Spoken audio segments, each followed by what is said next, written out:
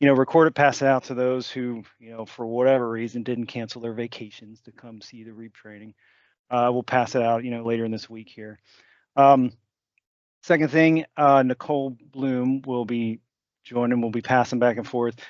She's new to the commission. I'll let her introduce herself in a bit here, but please bear with our transitions between, her, what she's going to be talking about, what I'll talk about, and over time here, she's going to be taking over more of the day-to-day work with REAP. So I'll let her introduce herself in a bit. So yeah, I'm Joel Semke. I'm been here with the commission, State Conservation Commission, running the REAP program for quite a few years. Program's expanded a lot in the last 5 years, a lot of changes. So it's a good time to, reacquaint everybody with things, refresh people's memories or how, and mostly we want to talk about how districts are going to interact with farmers and help their farmers in their county here with the REAP process. So yeah, the program was established back in 2007 to encourage investments in water quality conservation BMPs. BMPs that reduce nitrogen, phosphorus sediment runoff. And using the Clean Streams Law compliance as a incentive to do that.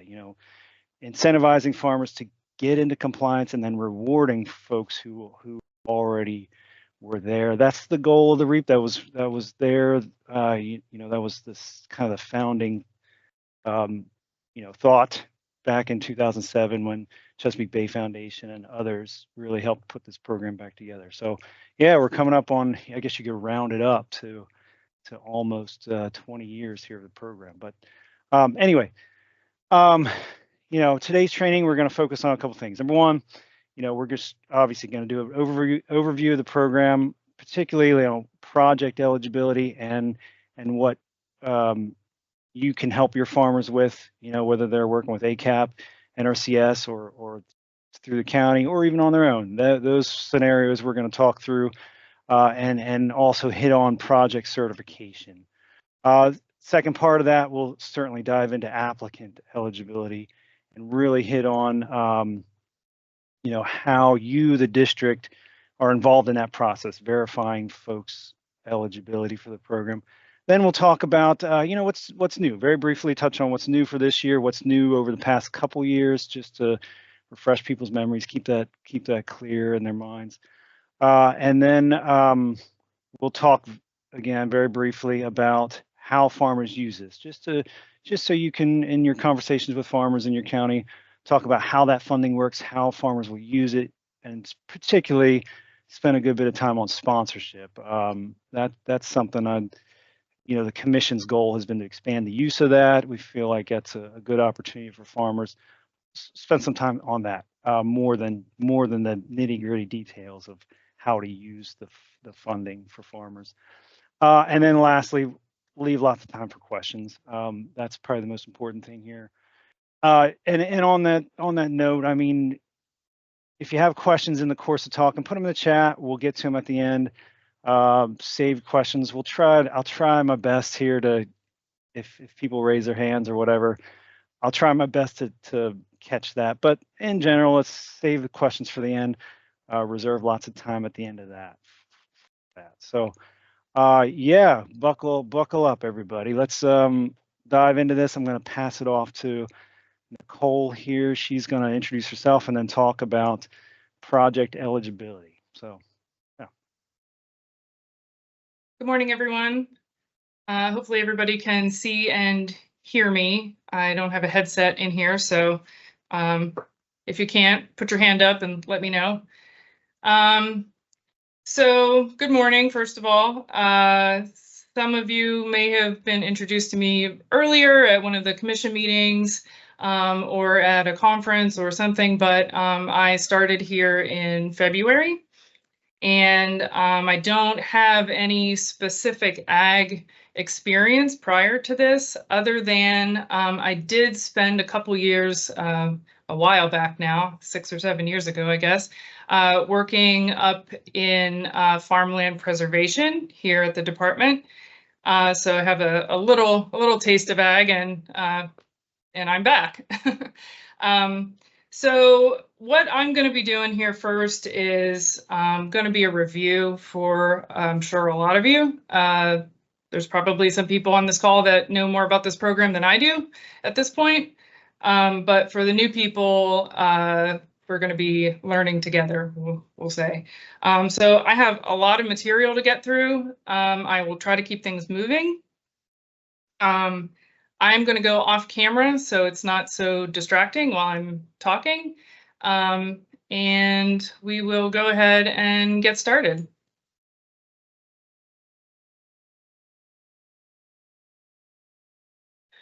Okay, so REAP, what is REAP? REAP is the Resource Enhancement and Protection Program. So just some basics about this program. It is an opportunity for farmers and landowners to offset costs associated with the implementation of conservation BMPs. The program is first come, first served, and they do have an annual allocation of $13 million in funding, which is why I'm here, because it goes very quickly.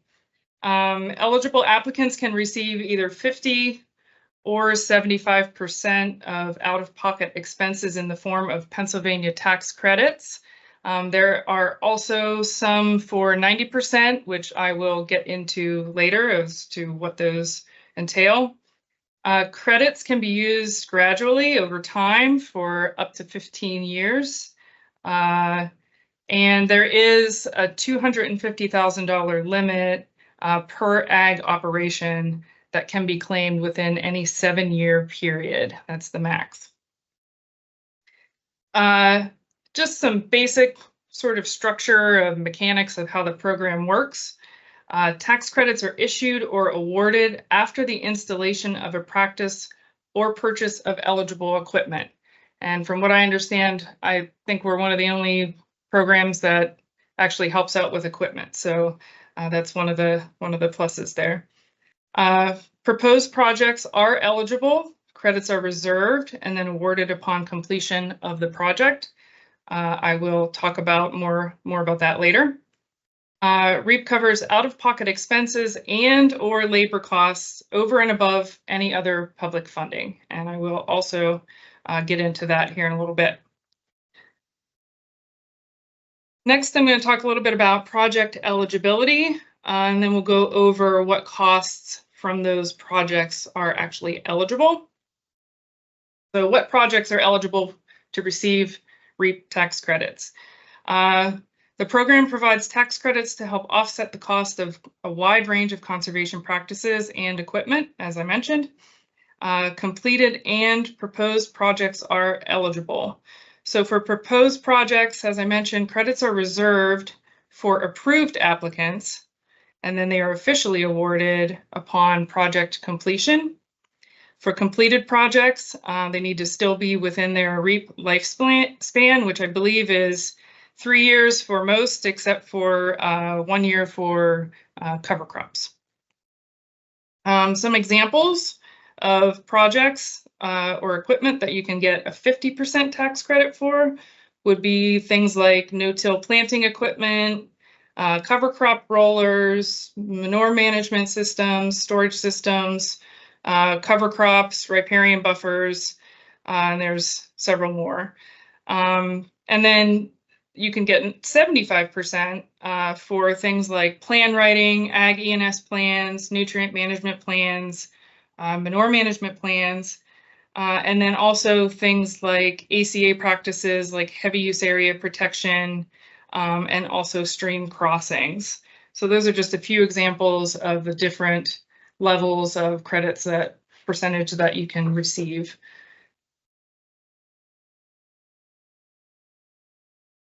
So a little bit more about what projects are eligible to get tax credits. I mentioned earlier, there is a 90% tax credit available.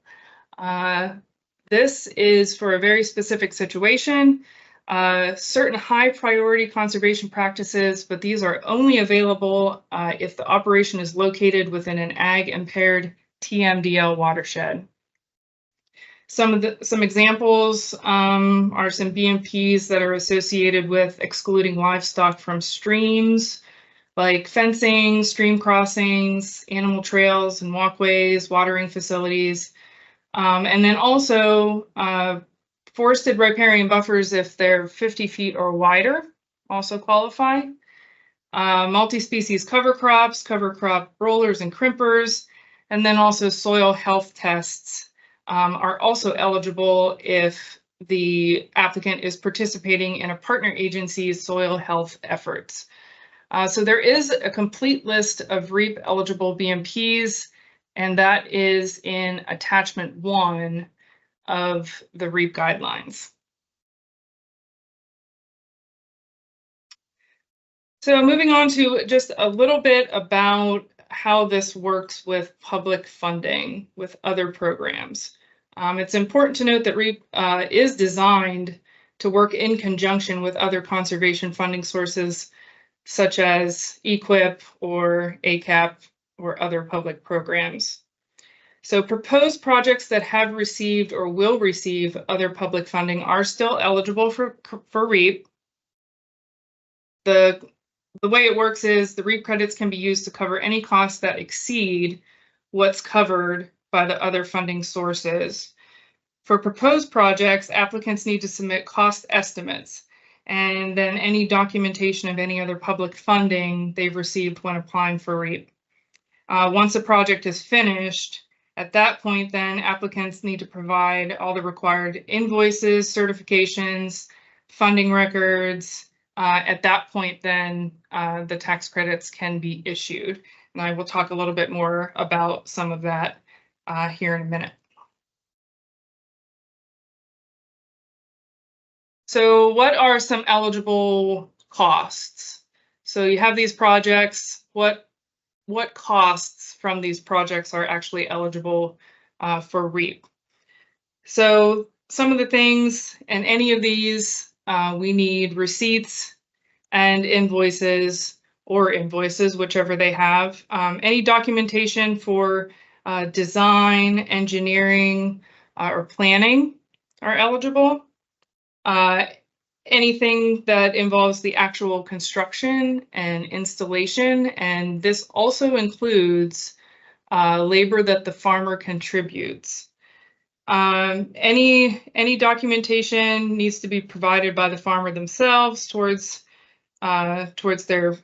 their REAP application.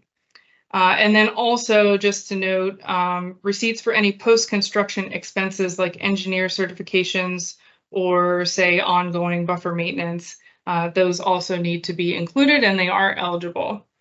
It's important when applying to account for any other public funding sources. We need to know what other public funding they are receiving.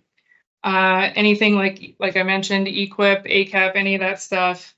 Those other funding amounts will be factored in before we actually calculate the final REAP tax credit amount that an applicant is eligible for. So this is basically saying whatever is above and beyond, whatever exceeds. So for example, somebody has a major construction project going on.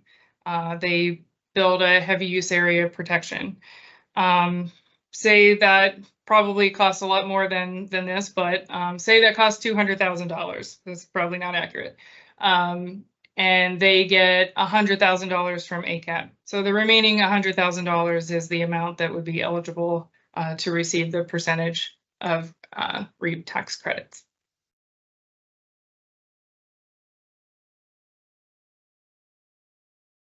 And then just a little bit about certification. So there's all these projects are being completed.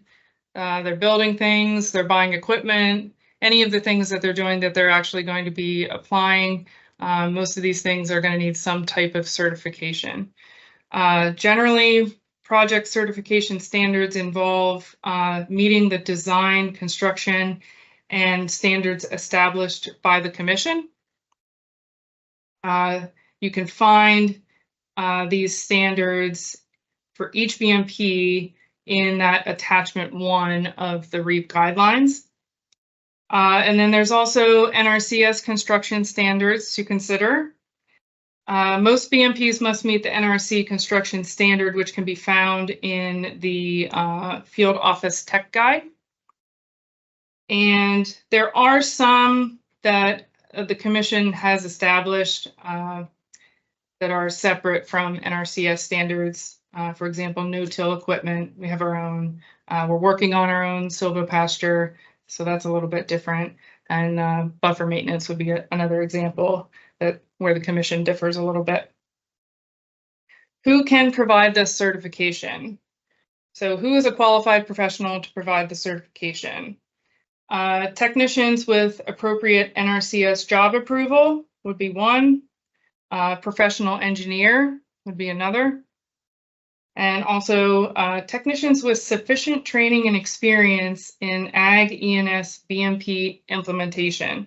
So this would be determined as acceptable by the Commission. And there are also, there's more about that in attachment 1 of the guidelines again. So just some key points to remember about certification. Projects must meet Commission established standards.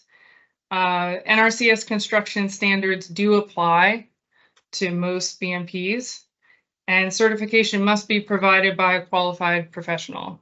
Another, example would be taking, your no-till drill to, the dealer that you bought it from. If you bought it from another farmer, they can take it to a dealer to have it certified still. All right, and with that, I'm going to stop sharing and pass this back to Joel to go over applicant eligibility.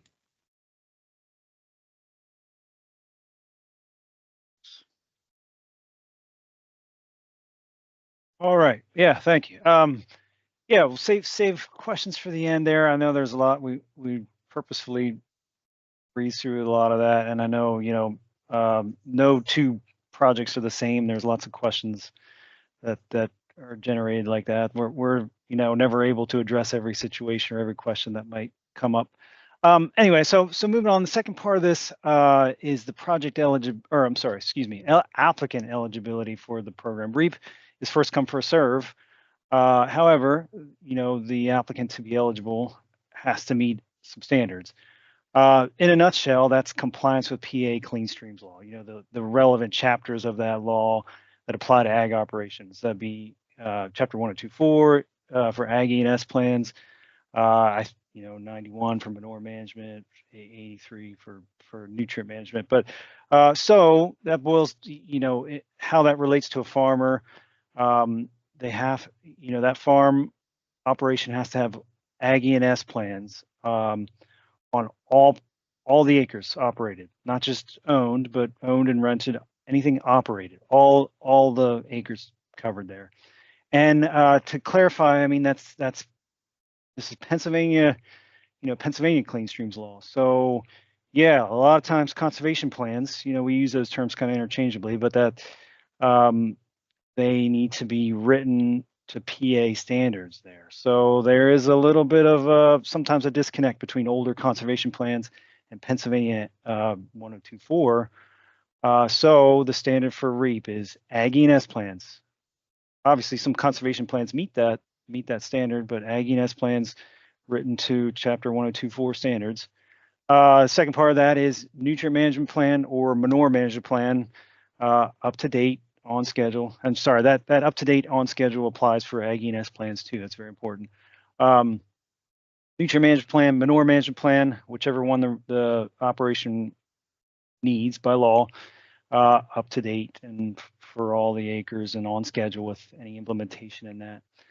The cost of developing the plans can be put right into the REAP application. So if a farmer needs two ag E&S plans, let's say, and they want to go hire Team Ag if they need to get them done, really fast. I don't know what, but the cost of doing that could be put right into the application with all the other BMPs that they're looking at, or maybe equipment.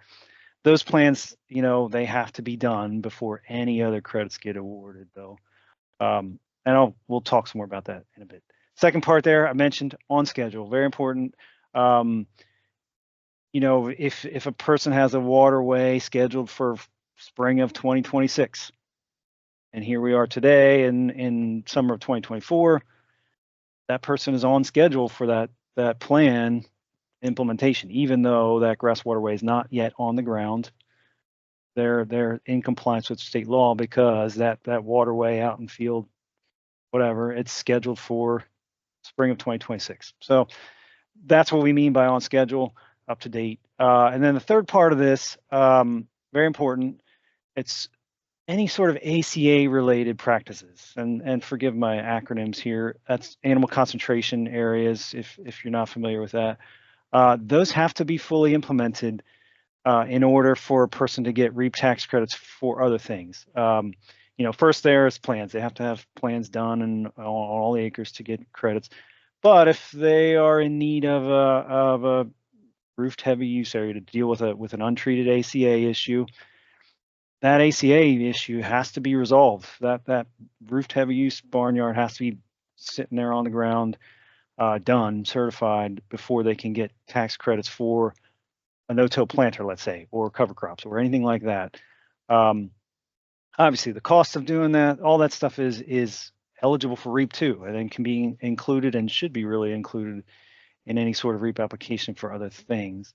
You know, we can reserve credits for an applicant, and then for something else, a no-till planter, let's say, we'll reserve credits for that, but they're not going to get awarded till that ACA issue is resolved. And we leave a lot of room for notes in the application just to allow farmers and conservation district folks to say, okay, here's what needs to be done yet, and here's when it's scheduled. Maybe the person's working on an ACAP contract or NRCS. There's a lot of notes in that application to provide us, Nicole and myself here, with some context for projects that are happening on the ground. And along those lines, I just want to show you here what that looks. When a farmer brings their REAP application to you, this is what's going to look like. These are the questions that a person is answering, and ultimately asking you to verify that information, their eligibility. So bear with me. I'm going to click on this link here, and it should show the application. It's a little bit different format from previous years. Our hope here was to kind of eliminate some of the confusion that seems to have, you know, common mistakes, common things that farmers get tripped up on in the course of that. So yeah, I'll open this up here. We'll talk about it, how you'll see that. Hopefully this works here. Give it a couple seconds.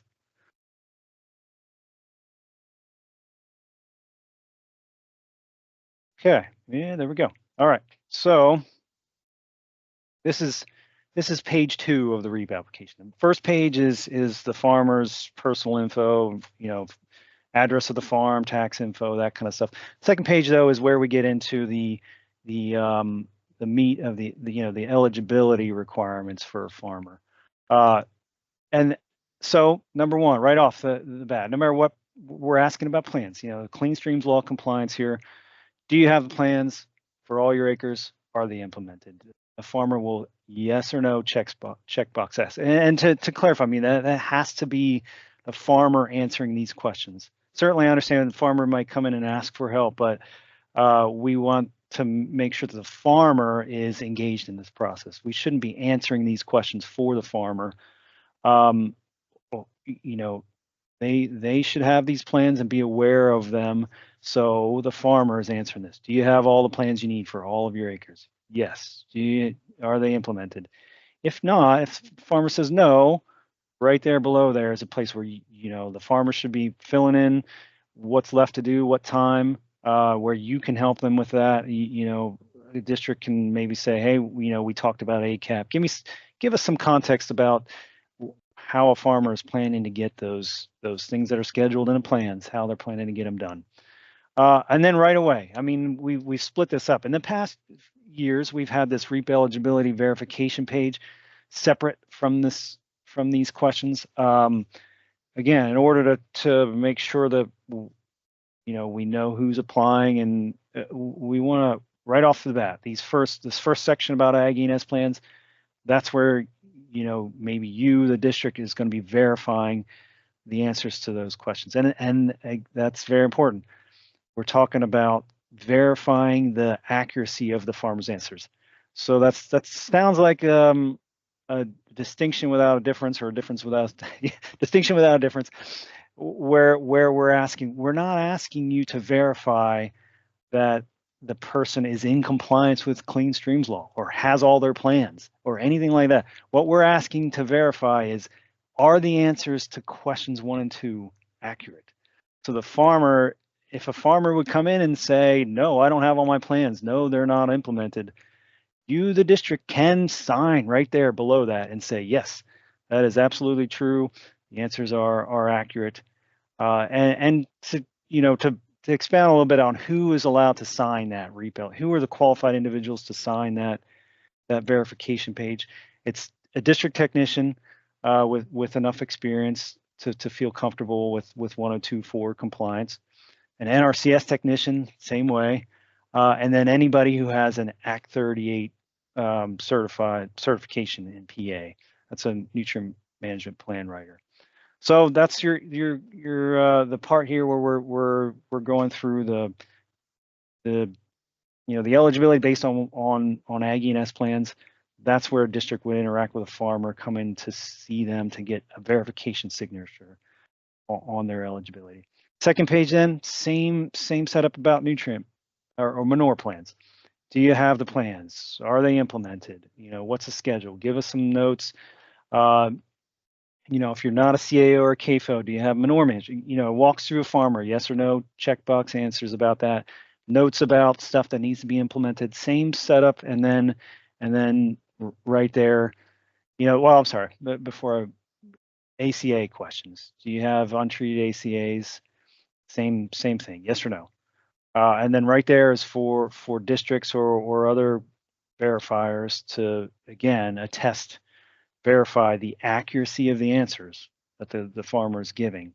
So create a scenario here. Let's say the farmer says, yes, I have all my plans, I have a manure management plan, everything's implemented. I don't have any ACA issues outstanding. Great. If you, the county conservation district person, you see that plan and you are familiar with the farm, or you go out and do a site visit and all that is true, verify it. If you go out and do a site visit and they have an untreated ACA issue and they've said, no, my ACAs are fine, you should not be signing on that, because again, you're verifying the accuracy of those answers. I say it all the time to districts and everybody else, pass that to us, make us the bad person, so to speak. If I fully understand that it might be a little bit uncomfortable conversations, hard situations with farmers in your county where you might be in disagreement with the farmer about ACA issues or plans being up to date. Pass them off to us. And then also the way this is structured here, it provides an opportunity for that kind of incentive structure. If a farmer comes to you, wants to apply for a planter, that's a lot of credits. That's a very popular practice in REAP, something that a lot of demand for. If that farmer answers the questions and says, yes, I have ACA issues, I'm not ready to fix them right now, but I have ACA issues, you, the verifier, that is an accurate, if the farmer is accurate, if he understands he has an ACA issue, he says he does, and comes to you to verify his REAP eligibility, you can sign on that. That farmer is being truthful. That farmer is accurately answering those questions. Sign off on that. That comes to us. That comes to Nicole and I, and we then get in touch with that farmer to say, okay, we'll reserve credits for you, but you've got to fix this ACA issue. Go talk to the district, go talk to NRCS, go talk to others for some funding issues. It provides, really opens up the door for using REAP as an incentive to get bigger projects done. That equipment credits, funding for funding for cover crops. Those things are very popular for farmers, but they're not available they're not available until a farmer has taken care of those ACA issues. And this system, our hope here is to really be able to use REAP, use that funding system, use those popular BMPs that a farmer can't get funding for anywhere else.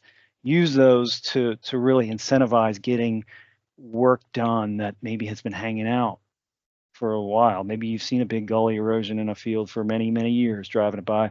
Maybe you've seen that ACA issue down by the stream in pastures. Use REAP as an opportunity to incentivize farmers to get those things done. All right, that's should go back here to the regular slide. Come on. There we go. Okay. So that's the rundown of the applicant eligibility. Again, REAP is first come, first serve. Along those lines, our funding has been going very fast in the past few years, particularly in 2023 round. We were out of funds within 2 weeks. So this year, I imagine, is going to be the same. Really encourage farmers to get those things in August 1st. And then if we can't fund them this year, we'll roll them over to next year, as always. But again, first come, first serve. But this is the applicant eligibility. We will work with farmers to schedule these things out. If they don't quite have the compliance all set up right now, we want to use REAP structure to incentivize farmers getting that compliance with 1024 and all those other parts of the Clean Streams Law taken care of. All right. Verification, I jumped ahead and talked a lot about that already here. Person signing, verifying the accuracy of the answers. Conservation District Technician, NRCS Technician, Act 38, Nutrient Management Plan Writer. Those are the folks that can sign off on that REAP application. Please remember, at the bottom of those verification things, there's a question about acreage on a farmer's operation. That's important. Remember, as a verifier, you're verifying that they have, if they say they have plans on all of their acres, you're verifying that. We want to know how many acres that is. There's a lot of questions, and I anticipate some here at the end about, obviously farmers are always picking up acreage, dropping acreage. We can deal with that on a case-by-case basis, but this is the starting point. All acres, covered by an up-to-date, on-schedule plan, and we need to know that acreage amount. Again, just to stress, the standard is you're verifying the accuracy of those answers, not necessarily compliance with Clean Streams Law. I know that sounds like we're splitting hairs, but that's a very important distinction.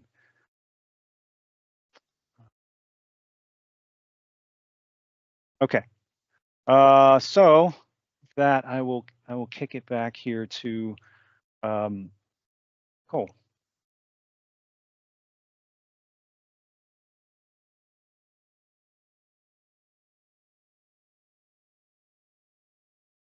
I'm having trouble with my mouth. Hang on. Whoops, I was muted. Okay, can everyone see my screen then? Hopefully that's a yes. I'm going to go back off camera here. Oh, somebody's got their hand up. Sorry, Nicole. No question. Okay, you're good. All right. Okay, so just to kind of go over a little bit about what is new for the program from the past couple years, and then I'll talk about what's new for 2024. So a couple things over the last couple years that are new to the program. There's a focus on multi-species cover crops. So I mentioned earlier that 90% tax credit for multi-species cover crops and cover crop rollers and crimpers are also included. That is, again, only for projects located within an ag impaired TMDL watershed. Credits can be earned for multi-species cover crops for an unlimited number of years.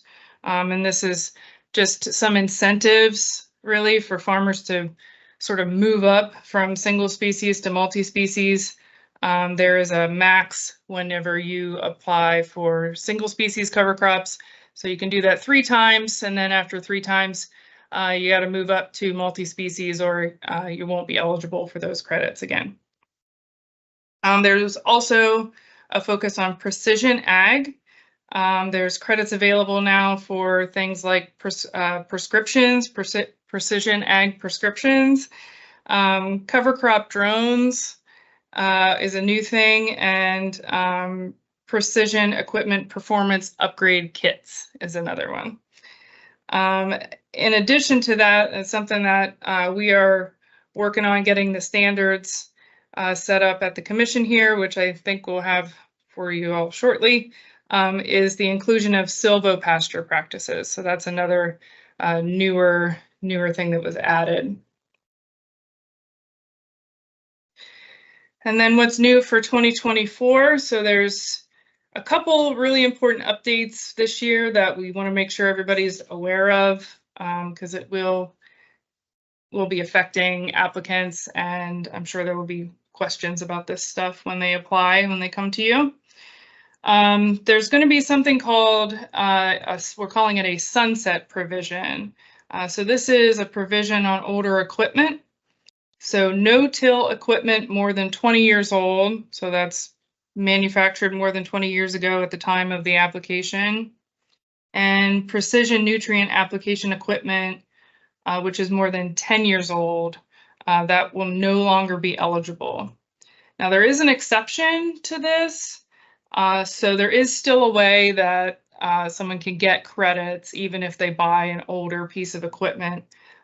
If they get that equipment upgraded, refurbished, at the time of purchase, if they take that to a qualified dealership and they get that piece of equipment upgraded, then it will be exempt from that policy. And the idea there really is, that we're assuming that newer equipment is going to be more capable of planting in no-till conditions, more capable of precision placement of those nutrients. And another change that's coming up for this year is each ag operation is now going to be limited to 1 REAP eligible project per round of the program. So this is going to come up as a choice.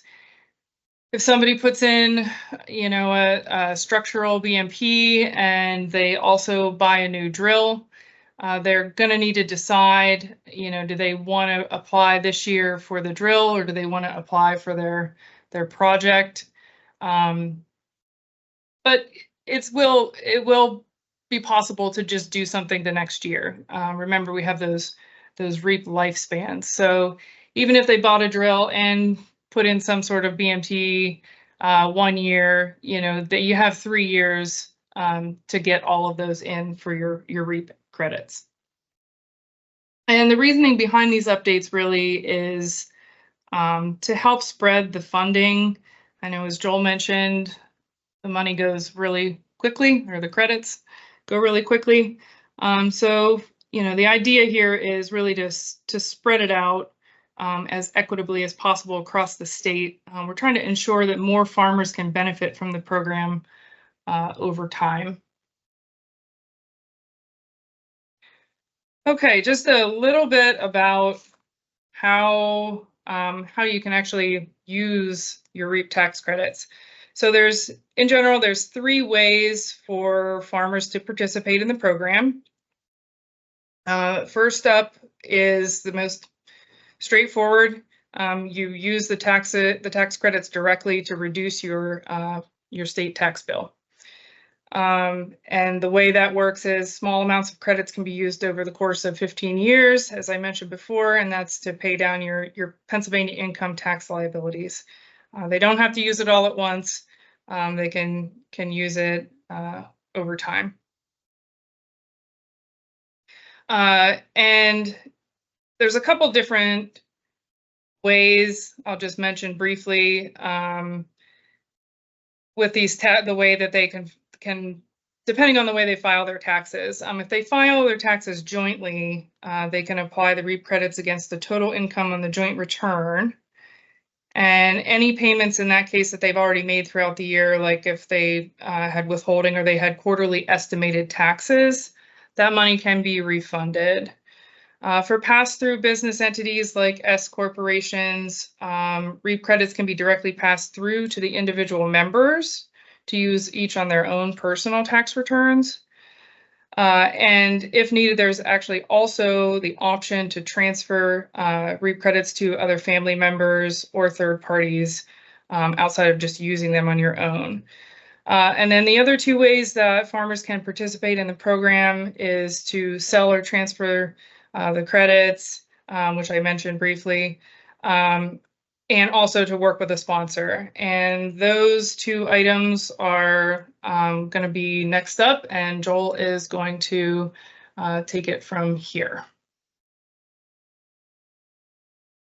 All right, yeah, thanks. So expound a little bit on, just very briefly, on the other options for using them. Nicole explained that about farmers using them on their yearly tax return. So Department of Revenue, when a tax credit is issued, Department of Revenue requires a farmer or recipient to do two things: use it that very first year if they have any sort of PA income liability, and then wait 1 calendar year at least to do this next option, sell the credit. And historically in REAP we've had about 40% of farmers end up selling their credits, maybe a little less than that. But the way that works is any sort of outside entity that has PA or excuse me, liable to pay some sort of PA income tax can buy these credits. Anybody, any business, any bank, etc., that's liable to pay some sort of PA income tax can buy these from farmers. But a farmer has to wait 1 calendar year from issuance. They have to use it once before that can happen. Banks are usually, that's the easiest option for farmers. Banks are the biggest buyers of these tax credits in any given year. Big banks, small banks, doesn't seem to matter. They love working with their customers on buying these tax credits. They have a bank share tax that counts as an income tax. So banks are great first option. Usually, a bank working with their farmer customers, they're not going to charge that farmer commission, which is great. There are, along those lines, I mean, to sell these credits, there are brokers out there to help farmers do it. They're great. They get the job done. However, they will charge a farmer commission. So, any chance I get, it's a great opportunity for a farmer to sell it to a bank or a local business, something where there's a connection there in the community.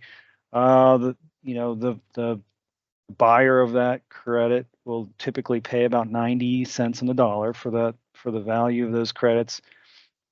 And if it's somebody directly connected to the farmer there's no commission charge, which saves the farmer money. And one of the goals with that setup back in 2007 was to sort of try to push along the connections between the farming community and the business community and banks and people working together. So I won't spend any more time on that. Always have farmers call me if they have specific questions. There's an application for farmers to fill out, very simple, that comes in at the end of the year if a farmer wants to do that. So I'll talk more specifically with farmers when they call and have questions, but just direct them my way or Nicole's way. So that moves on to the next part I want to talk about, which is sponsorship. Sponsorship is a setup where the income tax goes directly to that bank or that third party business or that other individual. And that individual then, whoever receives the tax credit, is funding the farmer. So the farmer never sees the Pennsylvania REAP tax credit. The eligibility for the project, the bulk of the REAP application is still the farmer is still responsible for that. The farmer is still the one whose eligibility for the program, that's the one who's mattered. We're talking about that ag operation, that REAP eligibility. They're still filling up the bulk of the operation, or application, excuse me, but the tax credits go to this other business that might have more immediate need for for an income tax credit. Again, banks are a great example of this. And another benefit of sponsorship, on top of a farmer not dealing with something that they might not be that familiar with, a tax credit. The cap, there's no early on in this presentation, we talked about $250,000 cap in a 7-year period. That is not applicable to a sponsored application. So a lot of these bigger, manure storage, heavy use area, combined big project across a farm, sponsorship is a great way. That farmer, often will hit that $250,000 cap. If that project is up, $600,000, $800,000, what's left to reap might hit that 250. Well, through sponsorship, that's a way for a farmer to max out that funding, not hit that cap, because a sponsor isn't under those rules of the 250,000 in a 7-year period, like a farmer getting credits directly is. Again, this was envisioned as a way for banks and other business to really increase their involvement in the ag community. Right now, Sheetz Incorporated is the biggest sponsor of farmers around the state. Fulton Bank is also another big one. But banks often do this with their farmers who are working on big improvements, big investments on the farm. Maybe they approach that bank about a project loan. That bank can then directly sponsor the REAP application. Those tax credits go right to the bank, lop off principal of that project loan when the project is done. It's a common situation with larger construction projects these days with REAP. It's a great way to sort of make those loans easier for a farmer to handle. Again, the farmer never deals with a Pennsylvania tax credit. They just walk away at the end of the project with a significantly smaller project loan that they have to repay, rather than a big, I don't know, pick a number, $800,000 to pay back. So maybe easiest to walk through an example of this. This is a more recent one. We have plenty of examples like this, all across the state at this point, working with banks, working with businesses like Sheetz. But this one in particular, this was, Dickinson University out in, the western part of Cumberland County here. They applied in 2020. They were looking to do a manure digester project, parts of which are eligible for REAP tax credits. They were receiving some funding from NRCS for the project, other pots of funding in the county, maybe I think CEG, I don't remember exactly, but that process started in 2020. They applied to REAP back then. It was a proposed project. We reserved credits for Orrstown Bank. Orrstown Bank was helping, with loans to finance that project. Orrstown acted as a sponsor of this REAP application. REAP eligibility is all based on the Dickinson University farm out there in Newville, I think, or yeah, Shippensburg area. And the credits were reserved for Orrstown. That project just wrapped up. I was just out there, 2 weeks ago or so, walking around, seeing the project, and receipts are being submitted for that. And as soon as that happens, along with the other records, the NRCS funding records, CEG funding records, that's how that REAP tax credit will be awarded then to Orrstown as soon as those receipts and invoices are submitted here. That total project was a little bit over $2 million. Right now we have tax credits reserved for that. I don't, want the final amount will be based on the receipts that we get, but you can see the benefit here to the farm. That's significantly lower project loan that they're paying back to Orrstown over the years, and all the interest rates and monthly payments that are involved in there. That's how sponsorship really is envisioned to work. It's a great tool to, again, work together with all parts of the ag community, the lender, the farm itself, maybe some of the customers of the farm get involved. In this case, Dickinson is also, working with a local brewery for some food waste and the university cafeteria. Great way to sort of combine all those things in the ag community and work together. So yeah, we'll reserve some time at the end to have questions about it. I just want to put this blurb in here about AgriLink. Keep that on front of your mind. We will be getting out a training just like this, kind of reinvigorate the program, get some more interest into it. Because now, you know, with interest rates being so much higher than they were just 2 years ago or more, this matters, or it might matter to a farmer. You know, the end result of the AgriLink program is, you know, 3% lop off of interest rates, which matters now. I mean, that's a big cutoff of what currently is available there to farmers. The farmers keep working with their commercial bank, and as they always would have, and that bank then gets that loan guaranteed by the Treasury. Certainly, end result helps the farmer out there paying a lot lower interest rate than they would have otherwise. So look for this in the near future here. We'll have a bigger training about it. Again, we're looking to have this better utilized by farmers. I think it's a good resource, not used as much as maybe it should be. So with that, let's take a good time here and go through questions. You know, things that we talked about that might be of interest, or you probably will have questions about that section 2. You know, who fills out those questions about eligibility, who verifies them, what does that actually look like day to day for a farmer bringing that into a district, certifications, ACA concerns, sponsorship. Yeah, let's have at it.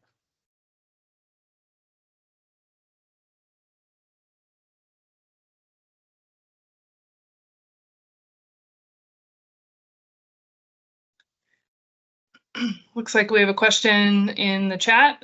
I'll go ahead and read it so everybody can hear what it is. How does the farmer need to document their own labor expenses? Do they need to come up with their own rate, or does REAP pay a certain hourly rate? Also, if they used their own equipment, for example, a truck to haul stones, is that eligible?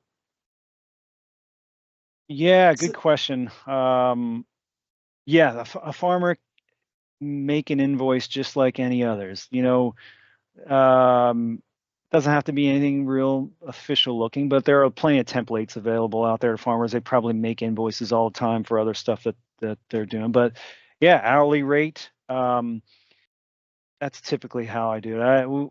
It's a little bit harder or more complicated when a farmer is trying to split out like the cost of the truck and the cost of the diesel fuel and the cost of sitting there driving the thing.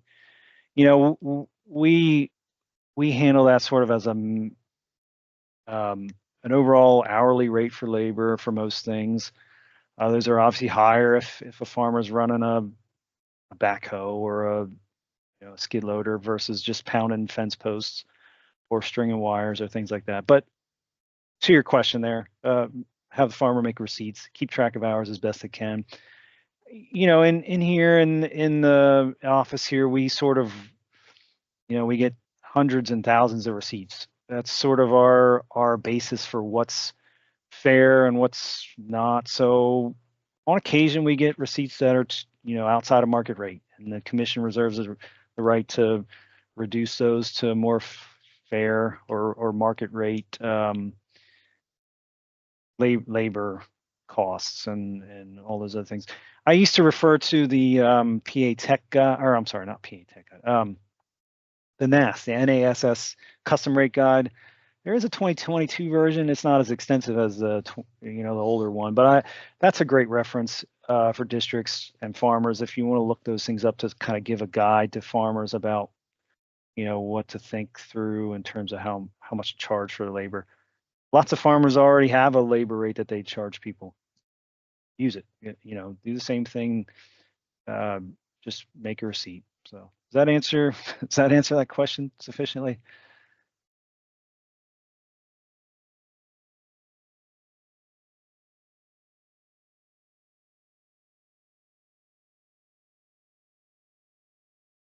Well, we do have a couple other questions, so we can move on unless someone objects.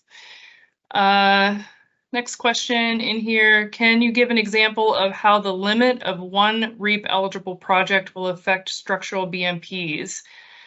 such as if the practices proposed are a manure storage, roofed heavy use area, and associated practices, will all related structural practices be eligible together, but no cover crop equipment? Or is it a limit to the number of practices that can be applied at one time? So I think they mean when you're choosing your what are you going to apply for that year? If there's a limit, is it a structural project or is it an equipment project? Or I'll let you go ahead and answer that, Joel. I think I know the answer, but well, yeah, jump in. Yeah, the way we're viewing that is as more of like a category of a project. So we're not going to split BMPs apart. If you have a waste storage, heavy use area, all those BMPs line items that went toward that part of the project, that's all one project. That's a constructed BMP project. That's sort of one type versus equipment versus cover crops. Those are how we're viewing that. So if an application would come in and it would be for a constructed BMP project with all those different BMPs, and then a planter, and then 3 years of tax credits for cover crops, the farmer would need to choose which one of those projects they want to have funded for that year, and roll over the other stuff for future years. It's going to impact people who want to do like equipment and cover crops all in one application. We're not going to be able to fund that in any given fiscal year. So one round might be equipment, then next round we get 3 years of cover crops, and then it's going to require some juggling, and that's going to require some work on our end to make sure we're communicating to farmers and districts. But just so that you can communicate with your farmers, it's not the BMP line items we're talking about. We're talking about projects, lumping them together. And just to clarify, plans are sort of over and above that. If someone applies for plans and BMPs, plans they're small ticket things. We combine them with whatever else would be in that application. So the three things we're talking about, again, sorry to repeat myself, it's just constructed project, cover crops, equipment project.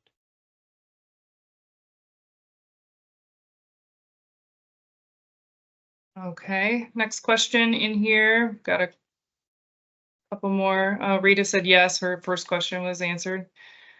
Some of the higher rates for REAP eligibility are for areas that have an Ag TMDL. The Chesapeake Bay has an Ag TMDL, so anything in the Bay watershed qualifies for that. It doesn't have to be a small watershed with a TMDL. So no, it's both. It's all, anything that is in the Chesapeake Bay watershed qualifies. And then there's a website that we go look to, which escapes me right now of what that is called. Yeah, keep talking. I'll put up a link to that.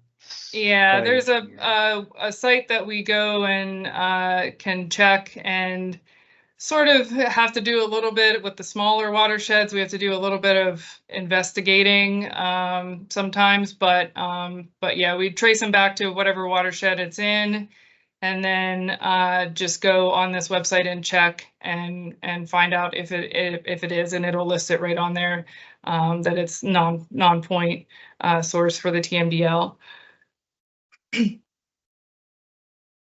If that answers the question. Yeah, keep going and go to the next question here. I'll put this link in the chat. So this next one is also about the limit for one project per fiscal year. So this we might have already answered, but I'm going to go through it anyway. Would a liquid manure storage, manure transfer system, and roofed heavy use area be considered one project, or is that 2 or 3 projects? Is there a grouping of BMPs, equipment plans that will constitute a project? Please define a project. So yeah, just a little bit more about that. Yeah, that would all be considered one project. Roofed heavy use area, manure storage, manure transfer, underground outlets for gutters and that kind of thing. That's all one constructed project. The farmer is, 90% of the time doing all of that all at once. That's just considered one project, one application, get credits for all of that, all of those little line items. And to clarify, maybe I should have talked about this earlier. For REAP, the last thing I want folks to do is take that NRCS system where there's 25 line items for a project when you're just getting a roofed heavy use area.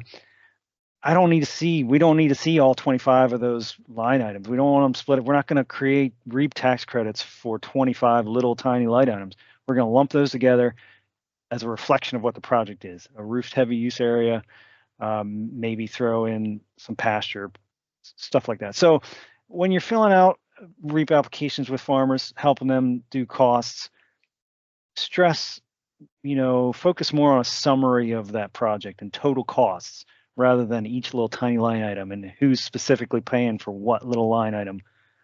That kind of stuff really bogs down an application. It's not necessary. If you as a district already are doing those spreadsheets, they're great. They're fantastic. I love them. More information, the better. But if someone's coming to you without that system in place, all split out, just focus on the bigger, broader aspect of the whole entire project rather than little tiny line items. All right. Next question. In the case of a farmer submitting a project proposal for a planned, not yet applied, not yet completed practices, how is that documented in the application? Go ahead, Nicole. Yeah, so that's when Joel was going through the application example, which I could pull up if we wanted to look at it again. The questions in there will say, is the plan fully implemented? Is the project fully implemented? If not, there's a section that you can list what they're working on. And then what we need is cost estimates. So if they are, to the point where they at least have an estimate of what something's going to be, be costing to actually implement, just include those estimates, those invoices, with the application, and then we go off of that, and then that gives us something to reserve if they're approved, if they're eligible. Then that gives us an amount to reserve for when it's completed, and then once it's completed, then we need the actual receipts. But there's a couple spots on there on those pages 2 and 3 and 4 that Joel went through, where there's open space where you can help them just write in, what they're working on, who they're working on it with, and sort of a timeline of when they think they're, going to be done. Is this something that's later on this year? Is it not for 2 years? We need to know kind of when they're planning on having that finished. Yeah, there's also an opportunity when you're entering in cost estimates. Like there's a page in the REAP application where we need cost estimates written out. There's a column in there where the applicant is saying whether it's completed or proposed and what sort of date they're estimating to do it. So there's a couple opportunities there for a farmer to let us know that it's proposed versus completed. And also, completed project, we would need receipts. So there's plenty of catches there where we would know it's reserved. It's proposed versus completed. And along those lines, for stuff that's scheduled further down the line, yeah, we might in-house here bump those to future years of funding, just to get back to that, trying to equitably distribute the REAP credits as best we can to all corners of the state, trying to more efficiently use our allocations from the state. We don't want to tie up or reserve credits for multiple years if we don't have to. So yeah, hopefully that answered your question there. And then when are 2024 applications first being accepted? I think we're saying August 1st, correct? So they'll be available next week. And then actually being accepted on August 1st is when we'll start taking them. Looks like Joel's got that link in there. Yeah, oh, sorry, Joel, go ahead. No, I was gonna say the next one there we sort of talked about when we were talking about lumping project.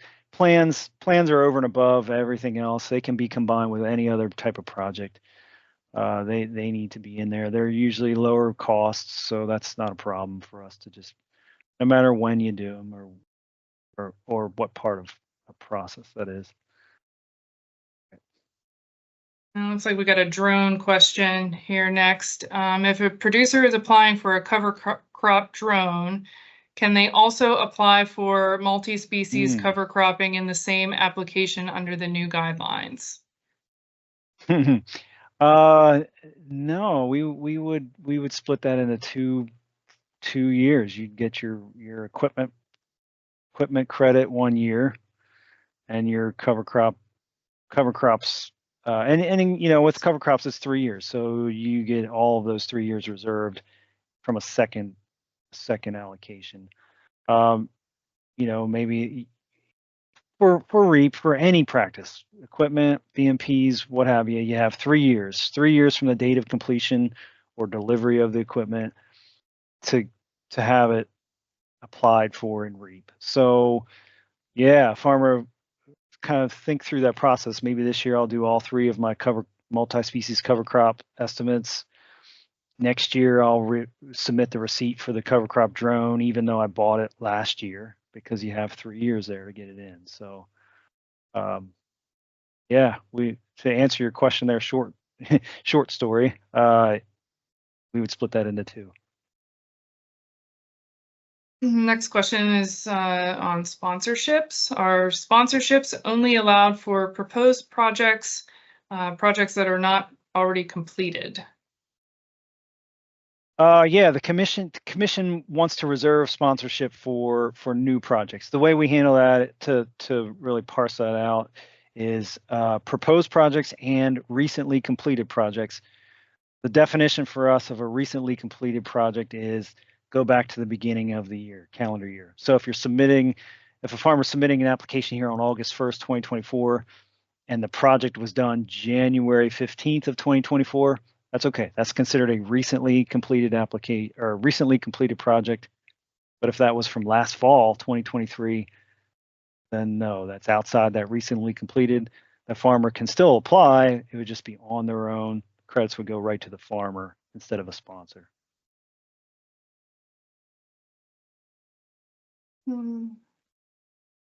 We have another question here related to Kevin's question from before about the TMDL, ag impaired watersheds. Anything outside a smaller TMDL, ag impaired watershed, but within the greater Chesapeake Bay watershed would not qualify for the 90% tax credit for those certain BMPs. Is that what you mean? So maybe I answered that a little confusingly, but no, it's either or. It doesn't disqualify them if they're in the Chesapeake Bay. It's any location in Pennsylvania that we go on that website and we list, and we automatically know if it's in the Chesapeake Bay.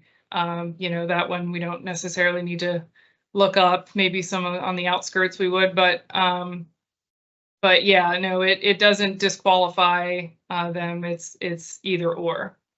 Does that make sense, Joel? Yeah, that's, I mean, and when you are seeing an application, we don't necessarily need a farmer to know whether they're in a TMDL or not, or even you all to know that. I mean, that's something we check when it comes in. It's great if a farmer knows that information. If you can help a farmer add that to their application, great, please provide that. But we check here through that website just to make sure that if an application comes from outside the Chesapeake Bay watershed, we're checking to see if they happen to be in a TMDL watershed. The Chesapeake Bay watershed, we don't need to check. It's the whole thing is a TMDL. Another question about cover crops. I mentioned before you could do a single species cover crops 3 times, and then you need to move to multi-species. Is that 3 applications of 3 years per application, or just 3 years total? So yeah, it's 3 years total. So when you apply for cover crops, you can do the 3 years all in one application. That's when we get one of those, we just put it in for the next 3 years for, their automatically we'd estimate what it's going to be and reserve those credits for it. So yeah, it is 3 years total. And then if you applied again for a single species, then it would be denied after you did that 3 times. If you had already received credits for the three years. I don't know if you have to add expand on that. Joel. Yeah, just expand on that a little bit. A couple of things that happen when we do that. We reserve a 3 years. That's based on proposed costs for the the farmer needs to remember to send receipts. I mean, the farmer can apply upfront cost estimates. Those receipts need to come in, whether that's Thanksgiving or Christmas time, whenever they have a break, just to put their cover crop receipts together and send them in.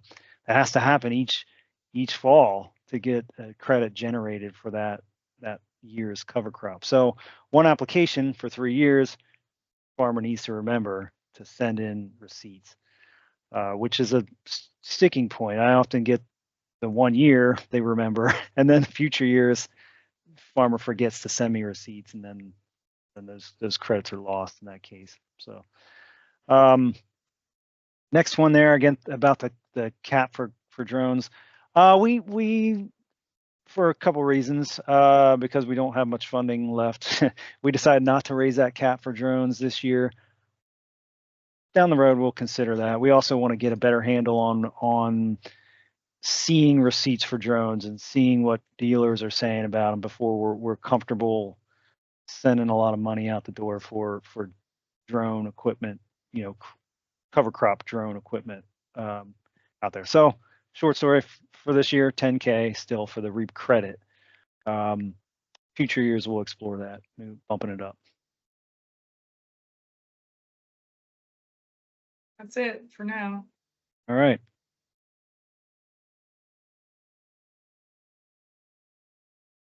Well, last chance, a couple minutes here.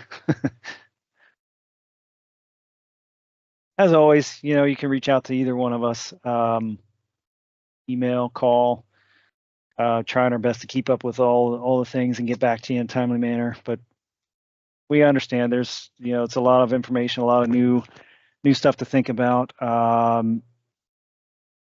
Please reach out with questions. No two projects are exactly the same. So yeah, I see that, Pam. Yes, the entire Chesapeake watershed is the TMDL. We don't need to think twice about it. If it's one of those practices, it'll get bumped up to 90%, whether the farmer realized it in their application or not. So that's a pretty simple, straightforward one for Chesapeake Bay watershed part of the state. And yes, applications. Yeah, we'll have them on our webpage July 1st. I do have a running list of farmers who have inquired about it, and they're on my mailing list. I'll try to get them out as soon as I can to those folks. Maybe it'll be a couple days before July 1st, but July 1st will be posted on our webpage, and also an announcement for the 2024 round will go out to all of you. It'll include that application, include those guidelines, any other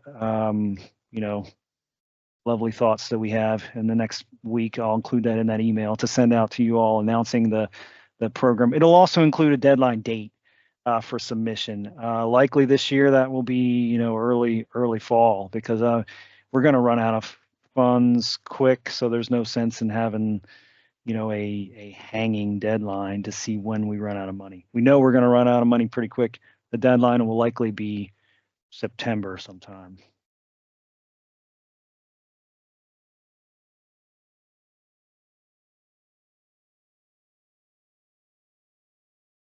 All right. Well, if there are no more questions, I really appreciate everybody's time. Thanks for joining in here. Nicole, Yeah, thanks everyone for bearing with me on my first public speaking in a very long time. So hopefully I didn't rush too fast for anyone. Yeah, great. Well, as always, let us know if you have questions, and we'll do our best to keep up with what you all are doing. Appreciate your time, appreciate your efforts, and all the work you do for the program, the commission. So Thanks a lot. Everybody have a great day. Bye, everyone. Thank you.